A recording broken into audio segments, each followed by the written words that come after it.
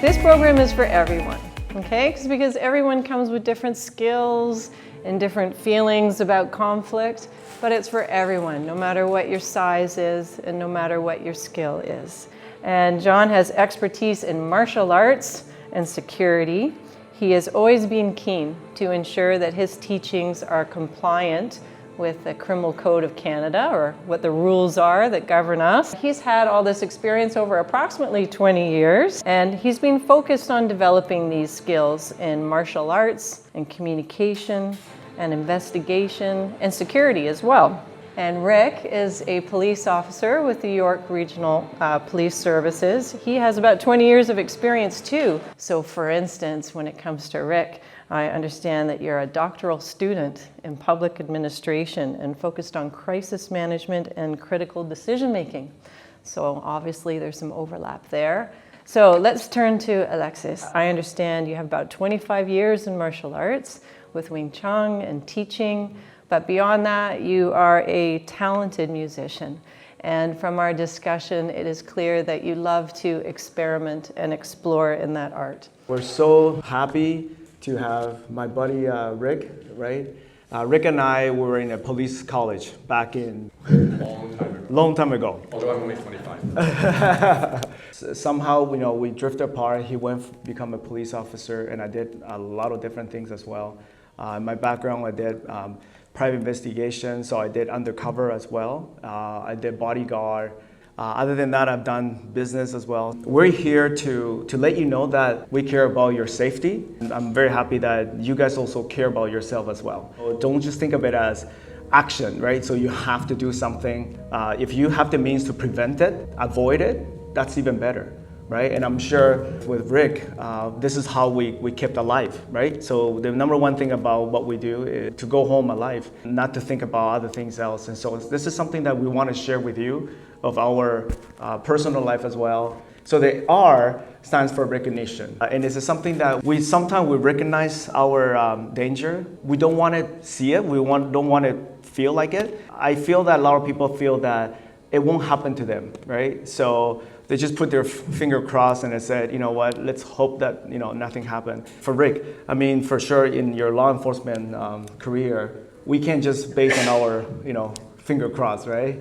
Yeah. So to start, I actually want to participate in your exercise. The one word that came to mind, right, when we're asked, what's the whole program, what's the idea of this, right? The first word that came to my mind was empowerment. The whole point of this is trying to empower you with not just the knowledge, but the confidence to do what you need to do to keep yourself safe.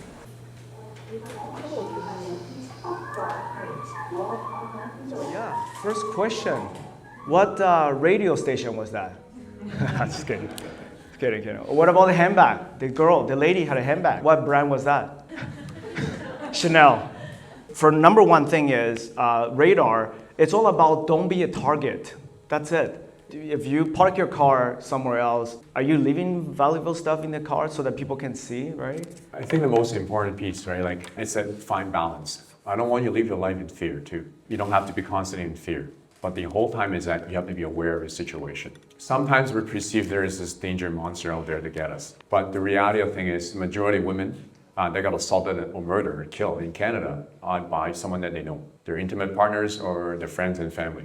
I think for us to recognize fear, it's to believe in your intuition. So have the empowerment, again, go back to that. Have the ability to say, no, hey, you're in my private space now. You're in my personal space. I like you to respect that. Or when you recognize, trust that intuition that, hey, this is my spidey sense. I'm a geek when it comes to cartoon and comic, right? And my spidey sense is going off. Hey, this is something it's not right in this situation.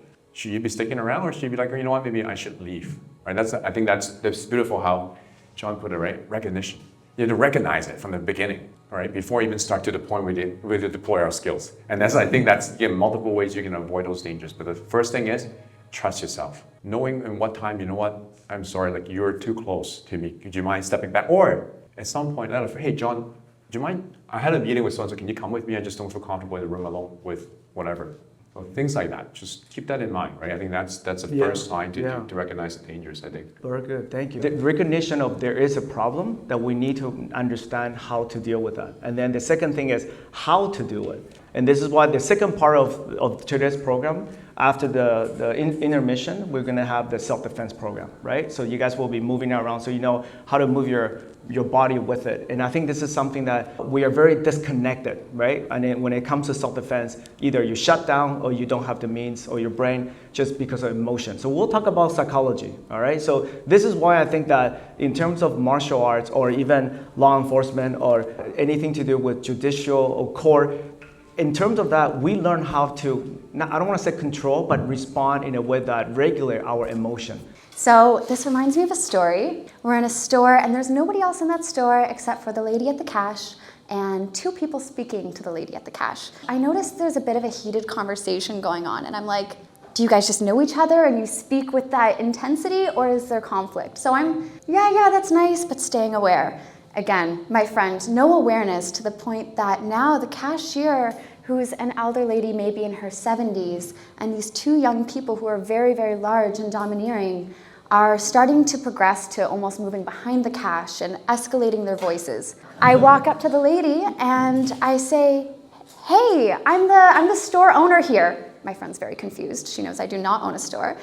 I'm like, I'm the store owner here. There's been some sketchy business happening around here. There's no issue here, is there? Everything's okay? Trying to give them the benefit of the doubt to maybe be able to back out and be like, oh, nothing was going on. We're just leaving.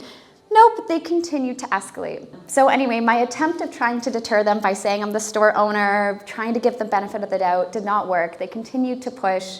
They actually started getting physical with the lady and unfortunately stealing things from behind the desk.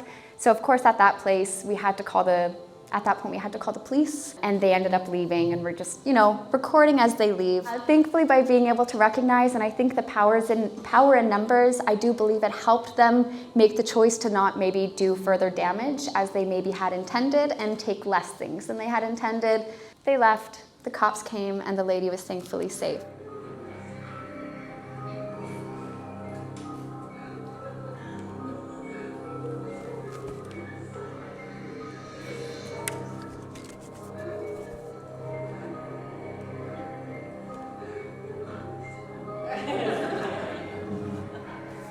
Yeah, it's pretty funny. Funny it is, but it's actually true. What's going on around you? And then you put yourself in a situation so you can't really avoid it. And now if you find yourself doing this situation, crossing a street, yeah, just take a different path. Take a different route. It's okay. What we're here to advocate is just be aware, be mindful, that's all. You don't have to be professionals, right? I mean, someone comes out, you go, when you finish it. Don't put yourself in a situation in the first place. When that happens, how do you do it? So here's the thing. When that happens, a lot of people will think, oh, I have all this reason, I have all this planning to done. Unfortunately, under a very stressful situation, your frontal cortex takes over. Okay? At that point, your logical brain shuts down. Right? This is a survival mode for a lot of people. There is the freeze, which happens a lot. And the last one, which is more common for kids. You spook them, what do? They run. If that happens, the last thing you want to do is tell like, hey, calm down, buddy. I don't think that's going to help the situation. I believe there's two schools of thoughts when it comes to de-escalation. There's your verbal. How do you use your words to de-escalate? And sometimes it works, sometimes it doesn't. Maybe that's the time, hey, you know what? I think we're both very angry now. We're pretty heated in this conversation. I'm going to take a walk for like 5 minutes. I'll come back and discuss later. Emotionally attached for a second. It allows you, your brain, no more frontal cortex. Go back to your logical brain and say, okay, how do I function? How do I make the best of this situation? Instead of trying to focus, am I fighting? Am I fleeing? Or am I freezing? You're not. You're trying to take a little walk away, and that helps. And it was many years ago, and I was with a friend, and we'd been drinking. I wasn't thinking there was going to be any problem. I can still, although it was many years ago, remember walking down this street, and we were heading towards an intersection. And at that intersection, kitty corner across, there was another bar. And I noticed that whoosh, this energy came out of this bar. And it was one guy followed by two bouncers. So they're all yelling, and the one guy, the patron, is beginning to run out of the bar and further away from us. So the minute I saw the patron start doing that, I went, uh-oh, possible firearm, possible gun. In that situation, there's no time for talking, being polite, being nice, thinking.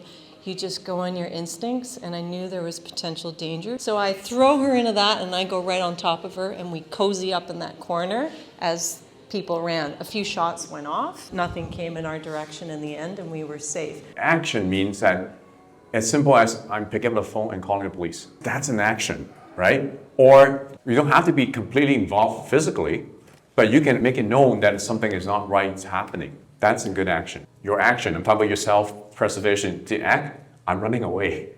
It's okay. As a matter of fact, I even tell my police officer that if you realize the situation is beyond your capability to handle, I don't call it running away. I call it tactically retreating. I decided to act not on my emotion. I decided to act on my logic. When I see videos like that, it just kills me. And I think this is something of my nature that I have to come out and do this. And this is why radar is for. So I was 17 years old and it was summertime and I was going to do some shopping. My mom asked me, I had a friend and there are two guys approached. My friend escaped. Those two guys put a knife on my neck. Yes, they pushed me and I do remember that I was begging them. Please don't do that, please don't do that, and don't remember what happened next. I do remember I was doing shopping and came back home. So there is no time to escape. You said like, use the time, right? Yeah. So what should I do? First of all, sorry that happens to you. If you know for a fact that, you know what, I'm not gonna win this fight, compliance is your best alliance. You didn't get hurt from the end of that, that's the compliance works. I don't wanna be a hero for 5 seconds and pay for it dearly afterward. And then your friend actually gave a very good example. What happened? You fight, you freeze, you flee. And their friend decided to take off. That's a normal human natural reaction to that. Okay, Wing Chun, it's actually a woman's name. This art is all about how to control your emotion, how to be calm and collective. First thing we're gonna do right now is we're gonna start slowly. Raise your arms up like this and a little bit squat, a little bit down, okay? And then retract, okay? Open, 1, 2. Beautiful, good job. And then retract back, left hand, punch, tan sao, hyun, good. And then you're gonna track back, good job. Right hand to your fist, to your heart, punch again, tan sao, hyun, good. Then retract back, good job. Close your goat stance here, relax, and then beautiful. So this is why Wing Chun, when you do that, this is actually called structure. Right? Let me show you. Look what happened if I do this. There's no power and it hurts me. But look at that. Can you imagine you do that to someone's head? It's gone. Right? Okay? Don't make it. No. So I can't get in. You see, I want to get in. I cannot. Right? So right away I can. Now make a mistake. Right away I can. Okay? So in his program, what he learned is to balance me. So this is what Wing Chun empower me a lot. My guys, everyone is like this side. Rick these guys are bigger. So I'm not able to touch them or to move them. But if they are hard enough, I can move them. Okay? Or if he pushes me, I can feel it. I can feel it. The problem is, if I go hand to hand with him, who's going to win? The strongest is going to win. So this is what I'm here to show you. It's not about strong. It's about how to parry. How to get this energy away. So for example, grab my collar, right? Like that. Go ahead. Do you see? You see that? You see that? Now, do you see what happened here? If I use my power, it's not going to happen. Because I'm using muscle against muscle. It's not going to happen. But look what happened the moment I tuck in my elbow. Look at that. I can move him. Use your wrong structure. Okay. Okay? It's not going to work. You see that? Right? It's not going to work. Okay, now apply your structure and don't hurt him. Okay, again. You see that? Okay? I get that a lot. Yeah? Yeah, okay. So the technique is pretty easy. All you have to do is tuck in your elbow. That's it. Now, if you lift something heavy for groceries, what do? Do you go like this? You don't. Right? So all you have to do now, it's very simple. Turn over and then have your hand to disengage, right? So from here, that's it. But don't do this. This is what everybody does. Or they do this. You see that? This is a common. That's what I said, common, right? So this is why the moment you do that, he's going to pull you. Not only that, I just lost my balance. Right? I lost my balance. Oh, another thing for women, balance, structure, that's number one. Not power. okay? Because if you don't have balance, you're nowhere. If someone pick you up, you're gone. That's why I'm telling you right now. So first thing is this. Look what happened. Look what happened. You see that? But look what happened if I do this. See, nothing happens. See, you see? The moment I lift up, I can't. Yeah, but look. Oh, no, look at that. It's so easy, all right?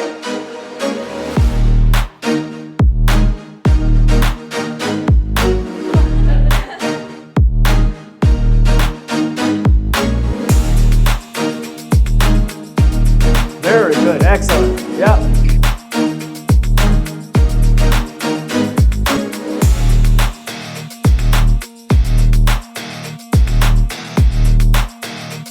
Excellent, very good. Thank you.